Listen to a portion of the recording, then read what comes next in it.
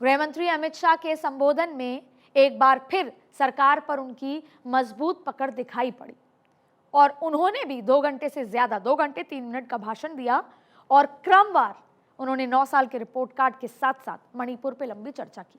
वही बात विपक्षी कर लेते हैं तो 4 फायदे मिलते नजर आ रहे हैं, क्योंकि हम सवाल ये कर रहे थे कि विपक्ष ने क्या पाया।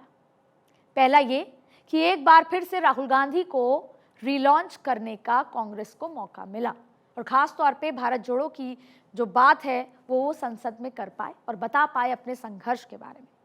सत्ता बहाल होने के बाद राहुल गांधी सदन की कार्रवाई में शामिल हुए।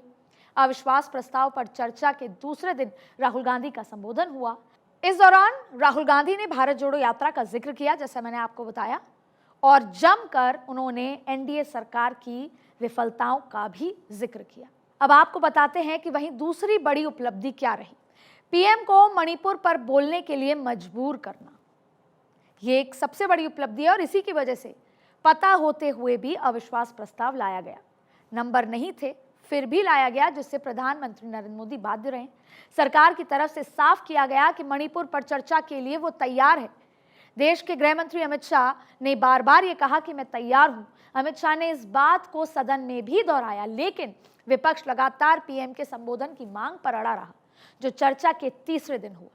तीसरी बड़ी उपलब्धि विपक्षी एकजुटता को स्टैब्लिश करने की, जैसा मैंने कहा लिटमस टेस्ट था और इस बार एकजुट भी दिखी। इंडिया गठबंधन ने दिल्ली सेवा बिल और मणिपुर पे एकजुटता दिखाई। हालांकि इस एकजुटता को लेकर प्रधानमंत्री मोदी की टीम ने कांग्रेस पर जमकर हमला बोला। वहीं इस प्रस्ताव के जरिए विपक्ष को सरकार के खिलाफ मणिपुर मुद्दे को लेकर भागने का नैरेटिव सेट करने में भी कुछ हद तक कामयाबी जरूर मिली है।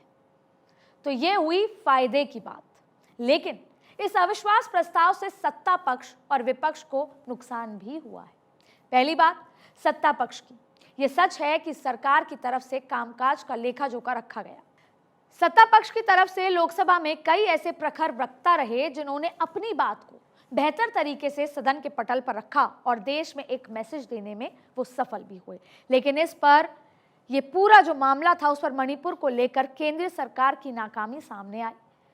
दरअसल ये मुद्दा इसलिए हुआ कि जब स्मृति ईरानी ने बात करी महिलाओं की सुरक्षा की, तो विपक्ष का ये बात थी कि जब मणिपुर का मुद्दा हुआ तो आप कहाँ गई थी। जब उन्होंने सवाल उठाया राहुल गांधी को लेकर, जो राहुल गांधी के फ्लाइंग किस का मुद्दा आया और वो नाराज हुई, तब भी विपक्ष ने कहा कि मणिपुर में आप कहाँ थी। वहीं निर्मला सीतारमण ने टमाटर और अर्थव्यवस्था की भी बात कही। तमाम बातें हुई, लेकिन ये कहा गया कि प्रधानमंत्री नरेंद्र मोदी जो है मणिपुर पे काफ़ी कुछ कह सकते थे, लेकिन नहीं कहा गया। मैसेज ठीक तरीके से मणिपुर में नहीं पहुंचा। मणिपुर को लेकर मशीनरी ने वैसा एक्शन नहीं लिया जैसा लिया जाना चाहिए था। वहीं विपक्ष लगातार मणिपुर के सीएम की बर्खास्तगी की मांग करता रहा।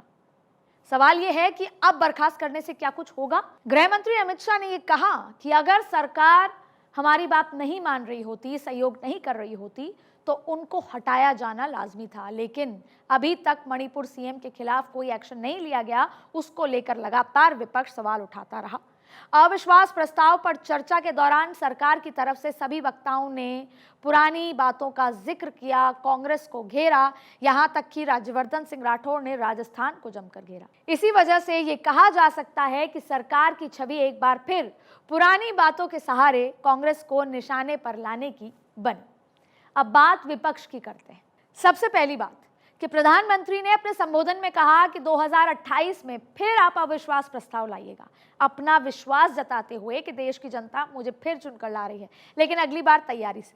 तो कहीं ना कहीं विपक्ष की प्लानिंग में जबरदस्त कमी नजर आई। विपक्ष लगातार पीएम की तरफ से जवाब की मांग करता रहा। संसद की परंपरा रही है कि प्रधानमंत्री नेता प्रतिपक्ष की बातों का सदन में जवाब देते हैं, लेकिन विपक्ष की तरफ से अधीर रंजन नहीं बल्कि राहुल गांधी के सवालों का जवाब पीएम से मांगा जा रहा था। 9 साल में शायद ही ऐसा हुआ है कि सदन सत्र के दौरान पीएम मोदी सदन में मौजूद नहीं रहे हों, लेकिन इस बार ऐसा हुआ। तीसरे दिन जब नेता प्रतिपक्ष अधीर रंजन चौधरी बोलने आए, तब प्रधानमंत्री नरेंद्र मोदी लोकसभा पहुंचे। यहां तक अब बात गौर फरमाने की यह है कि जिस मणिपुर मुद्दे को लेकर अविश्वास प्रस्ताव लाया गया था, उस मणिपुर को लेकर विपक्ष में विजन की जबरदस्त कमी नजर आई।